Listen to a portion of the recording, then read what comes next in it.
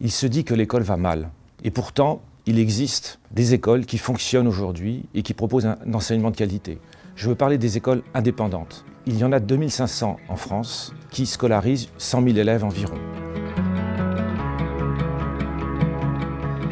La Fondation pour l'école a été créée il y a 15 ans pour soutenir les écoles indépendantes, promouvoir ce modèle auprès des pouvoirs publics, auprès des élus, auprès des administrations et contribuer ainsi au renouveau éducatif dont notre pays a tant besoin, au service des familles. Soutenir les écoles indépendantes, cela veut dire apporter un conseil dans le domaine juridique, cela veut dire apporter des conseils dans le domaine de l'organisation pour bien stabiliser ces fondations. Cela veut dire bien sûr former les cadres éducatifs, les enseignants, les professeurs, les éducateurs. Nous proposons une formation diplômante sur 2 ans, accessible à Bac+3. Durant la première année, les étudiants revoient tous les fondamentaux académiques, ont des cours de pratique avec de la gestion de classe et de la pédagogie notamment, et font l'équivalent de 5 mois de stage en école.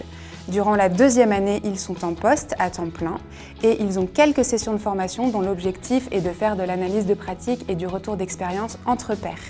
Mon rôle en tant que responsable de cette formation est d'aller voir les étudiants in situ et d'analyser avec eux leur support, de leur donner des conseils sur la gestion de la classe et de voir quelle est la qualité de leur professionnalisme et de leur intégration dans les établissements. Donc, la formation continue, c'est le cœur de l'œuvre de la mission de la Fondation pour l'école, avec 2 axes, les formations au sein des établissements et les formations dans notre centre de formation, avec des professeurs qui viennent de toutes les écoles et qui viennent échanger sur leurs pratiques pédagogiques.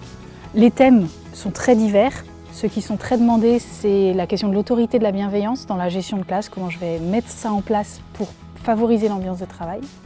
La didactique des mathématiques et du français, comment j'enseigne concrètement la multiplication, le complément d'objet direct pour que ça ait du sens. Donc oui, un enseignement de qualité est possible et nous l'expérimentons au quotidien en proposant vraiment aux professeurs des outils utilisables dans leur classe. À côté de la formation et du conseil, il y a bien évidemment le soutien financier. Ces écoles hors contrat restent sous contrôle de l'État mais ne bénéficient pas de subventions. Elles ont donc besoin d'aide pour pouvoir construire, s'agrandir, acquérir du matériel pédagogique.